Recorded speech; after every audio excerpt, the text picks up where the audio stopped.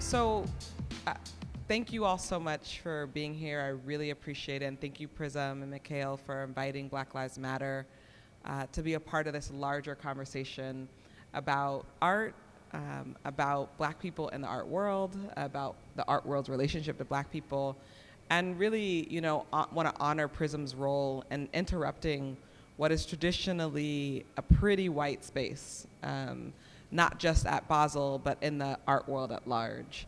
And so as Black artists, when we're thinking about the work that we do and we're thinking about the impact that we have, we understand that we play a very particular role in this larger conversation about what art is. Some will say that art is a thing that you do to take you out of life, right? A thing that you do that is above and beyond, that transcends the world. But Black Lives Matter believes that art is actually a reflection of life. That when Black folks are talking about, painting about, performing about, sharing about our lives, that it isn't low art, right? This idea that that Black art is, quote, political. I think everything is political, even the art for art's sake, right? Everything is telling a story about what someone is experiencing. And so some of the works of people that Black Lives Matter has been working with, most recently as we launched our artist initiative, the first person we reached out to was Emory Douglas. And show of hands, who knows who Emory Douglas is? Emory Douglas, the Minister of Arts and Culture for the Black Panther Party, who literally created the visual and cultural architecture of Black power, right? Whether it be the fist, or the imagery of the police as pigs, or the imagery of Black women with bearing arms with their children in one hand and a rifle in the other. Emory would say that he was really trying to create a vision for Black people who are mostly in poverty, Black people who are mostly dealing with the everyday life of being subjected to the government and the state not caring about them. And so Emory Douglas's work was a response. It was a response to what he had experienced, but it was also him trying to galvanize a new vision for Black people, a vision that was really deeply inspired by what was happening in China, what was happening in Russia, what was happening in Cuba, what was happening around communism around the world. And so what Emory gifted us with is a visual foundation. And then he also gifted us with a politic with that. When you talk to him, and you can go onto our website, where he did a video for us, and he talks about the work that he did and the role that he played. And so he gave us a print, limited edition print, to put on tote bags and to sell. And we understand that part of the art commerce, when someone buys something from Black Lives Matter, they are funding an organization that's intentionally upending white supremacy. And you can't say that for many organizations, corporations. And so it has become a really important challenge for us to bring artists together, even though many of us are artists, but to intentionally bring us together and show up in spaces like this, but also show up in spaces like NADA, where we're at right now, because we're not of the belief that we have to opt out of everything. We also think we need to be at the table in so many of these spaces. In 2013, when Alicia and Opal and I actually started Black Lives Matter, it was in response to George Zimmerman, Trayvon Martin's murder, in response to him being acquitted of that murder. And how many of you all remember where you were that day when the acquittal happened? So many of us were shocked, because we all knew the facts, right? Trayvon Martin was murdered. And we knew that, and we knew that he was murdered by this white passing man. And we knew that Trayvon Martin tried to fight for his life that night, and instead his life was taken from him. And so as I spent a year witnessing the trial, witnessing the media's role in portraying Trayvon Martin as the person who deserved to die, right? A person who was a suspect, a person who was a, quote, criminal. I was disturbed, I was frustrated, but I did not believe that there wasn't gonna be some sort of justice. No matter how many times I witnessed the media try to spin the conversation, I deeply believed that George Zimmerman was going to get some sort of sentence. Maybe it wasn't gonna be murder, maybe it was gonna be involuntary manslaughter, but something. And on July 13th of 2013, I sat and I waited. I waited for a verdict that ended up being not guilty, not guilty, not guilty, and eventually not guilty on all charges. And I remember watching the screen and immediately crying because it was bigger than Trayvon, it was bigger than George Zimmerman. This was about a legacy that this country has participated in since its very beginning, which was who deserves to live and who doesn't. And as I watched my social media timeline of mostly young Black people be angry, frustrated, hurt, not know what to do, I asked myself a question: will George Zimmerman be the period to this story? And I said, hell no. No, he is not going to be the period to this story. And so I went on a search. I went on a very intentional search for Black women's pages. I wanted to know what they were thinking about this moment, what they were going to do, how we were going to collaborate to create something new. And Alicia Garza, one of my closest friends, wrote a post on Facebook, and she said, "Black Lives Matter." And I put a hashtag in front of it. And she responded, "What's that?" And I said, "We're gonna make this thing go viral." And we spent the next several days developing a political project called Black Lives Matter. And Opal Tometi were to join us just a few days later, where she built out the communications infrastructure so that it could actually go beyond just our own circles. We spent that year organizing each other. We organized educators, artists, doctors. We organized so many different sectors to have a much more transparent conversation about anti-Blackness. And throughout it all, we built a cultural revolution. There's a reason why Black Lives Matter doesn't just exist inside the US. You can go anywhere in the globe and you could say those 3 words and people will know exactly what it is. And they'll know why it's so important. And Black people around the globe will say this has changed the context of our country. It's why Black Lives Matter went from a phrase to a hashtag to a global network of 40 chapters in Canada and the United Kingdom and this country. And so much of the work of Black Lives Matter has been reminding us, especially as Black people, what our worth is, what we deserve.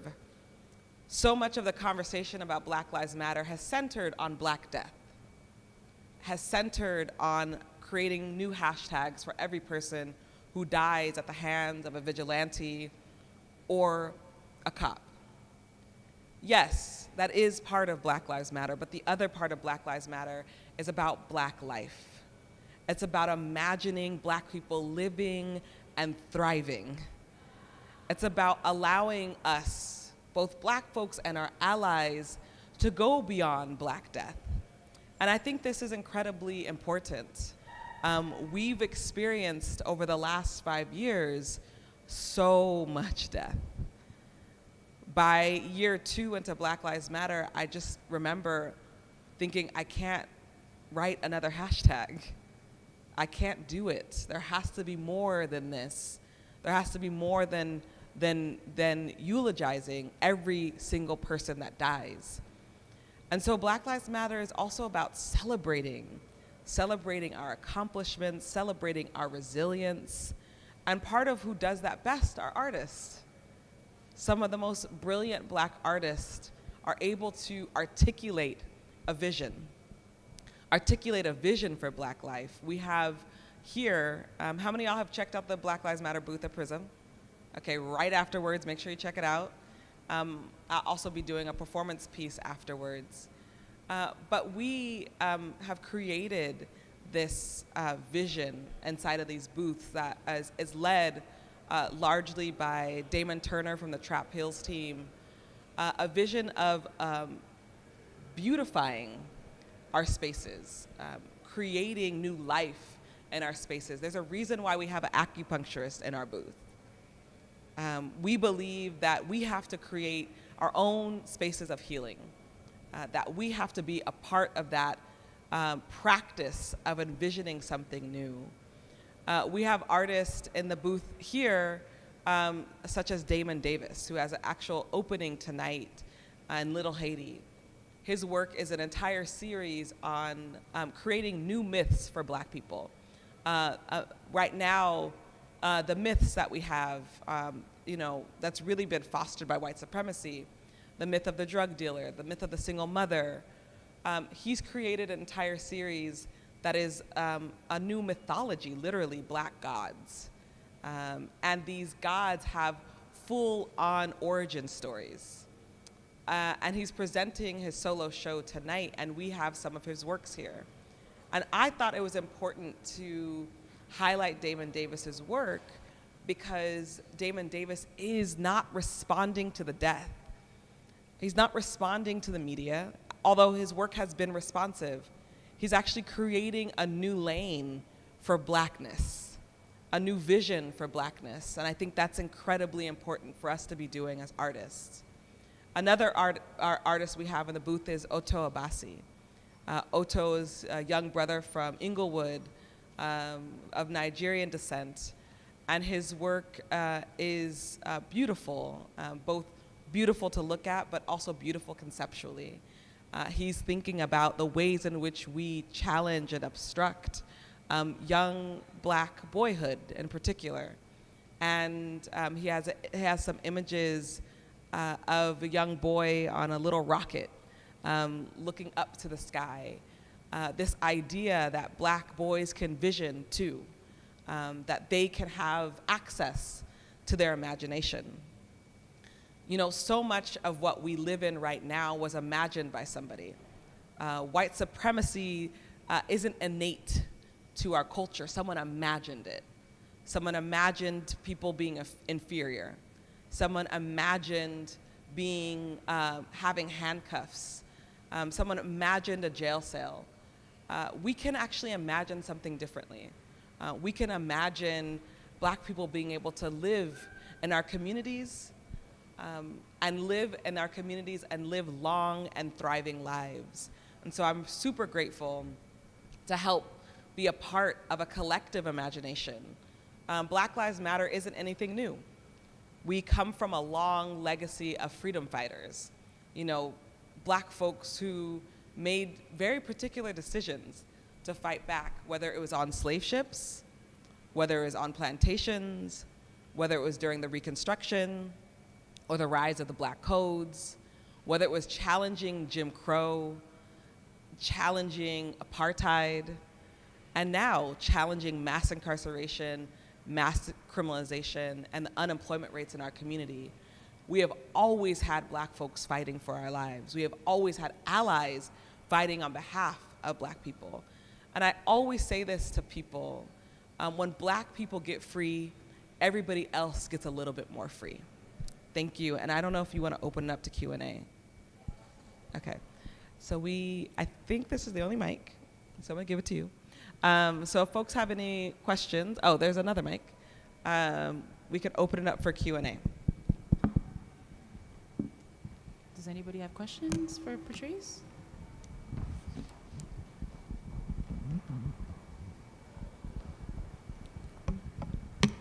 Hi, Patrisse. We were talking about this a little bit yesterday, but I would love to hear sort of for the larger audience. I'm a student of James Baldwin, and I'm really struggling with this concept that is in his work a lot, which is about love, right? Like the idea that as Black people, we have to have sort of love and empathy, and not the kind of Martin Luther King idea. It's a little more radical, but that whiteness in this country has essentially engendered a certain amount of inexperience with like the wide color of the human experience, I think is what he's saying. Because if you're in a privileged place, there's a whole part of living that you won't understand, right?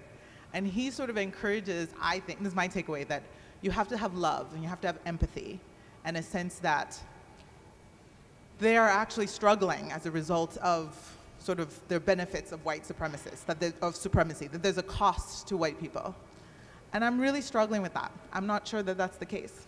I feel like there's a point where I don't really, even with folks that are allies, it just feels very, especially now when I have kids, and I'm like, I'm not sure I can bring a Black child into this place. I don't know if it makes any sense.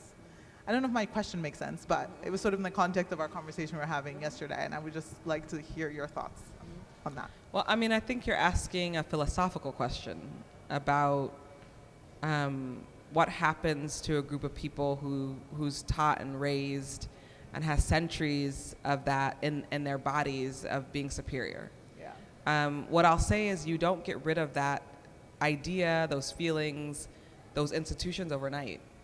And so even in your own feelings of whether or not, the bigger question is how long will it take to undo what has been done?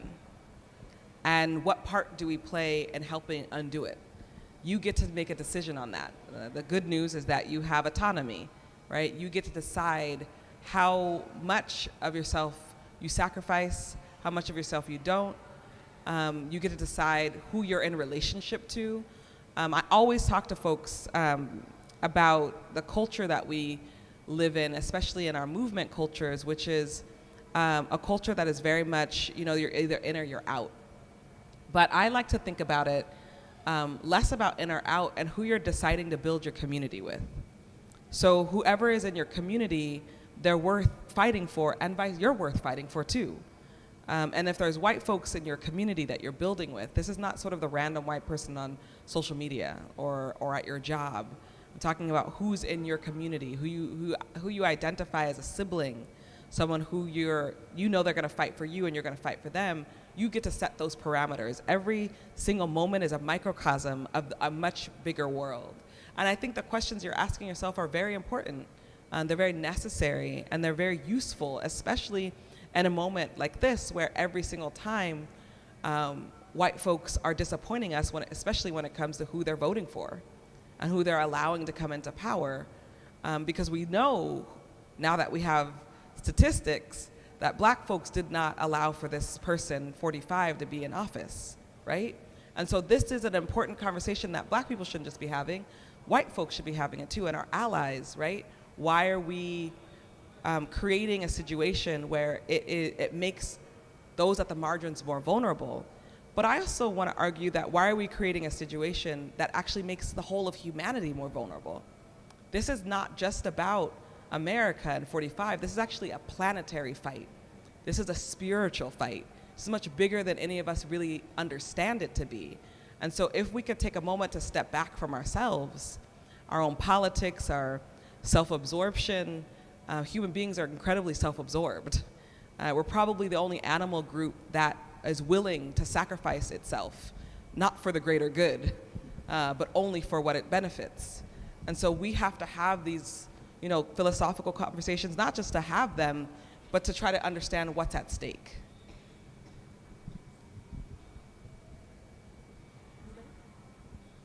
Any other questions for Patrisse? You gotta have questions, yes. Hello. I am an 8th grade history teacher. And Yay! Yeah. Everybody should be clapping. Do you know what 8th graders are like? Tell me about it. Tell me about it. And I teach history, and it lends itself to social justice topics. And there have been many a time that Black Lives Matter causes a flashpoint in the classroom. It's a very diverse school that I teach at. And I, as an adult person of color, I have my own definition of why I identify and I support it, but oftentimes I find it hard to explain to a group of children. So I'm in the middle of this kind of situation where you have students who are like, yeah, Black Lives Matter, and then I have white students who are like, that's insensitive, all lives matter, and what I'm really seeking from you is a child-friendly breakdown of how, you know, to go about rolling this out, the concept. How soon do you want it? I say that because I'm actually, the book I wrote, I'm turning it into a young adult novel. And I'm actually creating an entire infrastructure inside the book for people like you, yes. teachers and educators, how to talk to your 8th grader about race, sexuality, homophobia, transphobia.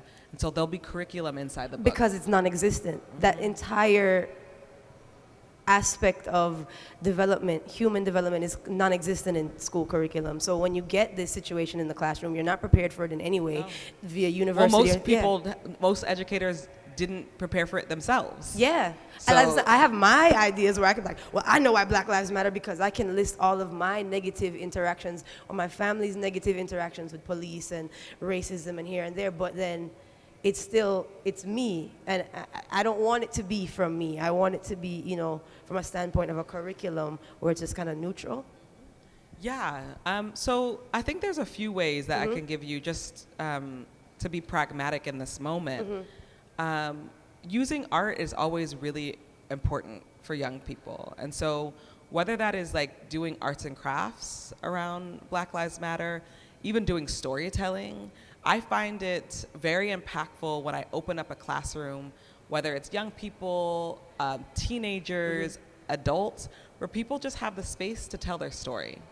And so imagine if you had a day in the classroom where you just asked young people, what's the first experience you ever had with the police?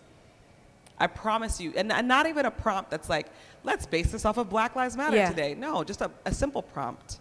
What's the first experience you had with the police? I remember I did this with a group of high school students. They were 15 years old, and it was all young people of color. And what I realized is not one child in that room had not had a traumatic experience with law enforcement. Yeah. There was 30 kids in the room.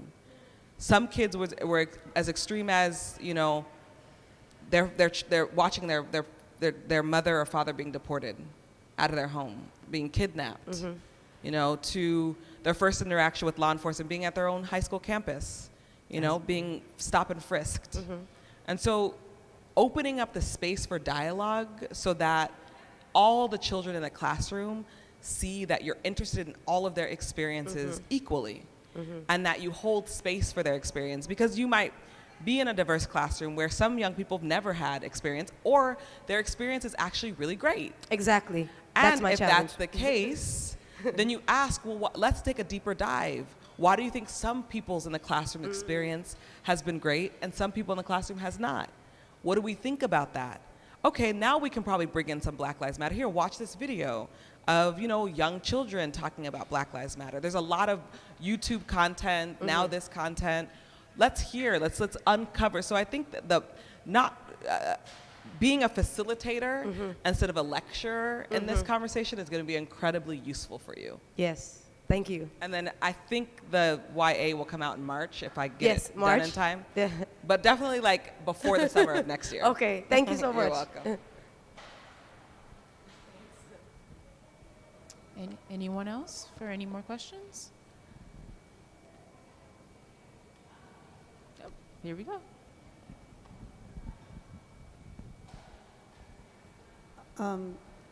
If you link white supremacy to transphobia, homophobia, do you get pushback for that? It depends. It does depend. I think there's a sector of people who don't understand the intersections of transphobia and racism and homophobia. But then there's a whole crew of us, many of us who are queer and trans, who live at the intersection. And so there is no pushback because it's our everyday life. You know, we are queer people, we are Black people, we are women. I think when the kind of pushback that I've received, it's, people are not that explicit, but it's rather, well, we need, sometimes I've heard we need to focus on race first. And that's honestly that's mostly coming from black cis men who ask that, say that. That's not coming from black women, black queer women. And then that's a different conversation, which is it's a conversation about you can't, you start exactly where people are. So if someone's a black queer woman or a black trans woman, that's the conversation we're having. We're looking at white supremacy, we're looking at the lens that it impacts one at all of their intersections. And I think that there has been a really powerful challenge to that sort of notion of race first in the last 5 years, because the people who have led this current iteration of our movement have been black women. And we can't just talk about race. We have to talk about all of it.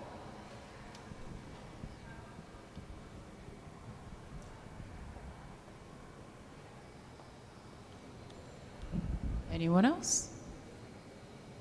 These are all really good questions. So here's one thing. You might want to ask your question now, because right after this, I can't talk to you because I have to do my performance and I have to get ready for it. So I'll need like 10 minutes. So if you do have a question now, go for it. If you don't, no pressure. Yeah. Okay, great. So I just want to thank every single one of you for coming and chatting it up. Stay around for the performance. It's going to start probably around 6.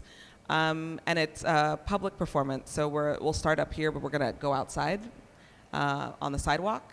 And it will be approximately 20 to 30 minutes. We will stay behind for 5-10 minute talk back if people want. And then we're all going to Damon Davis's opening tonight. Yes, we are. Yes, we are. Thank you all so much. I really appreciate it.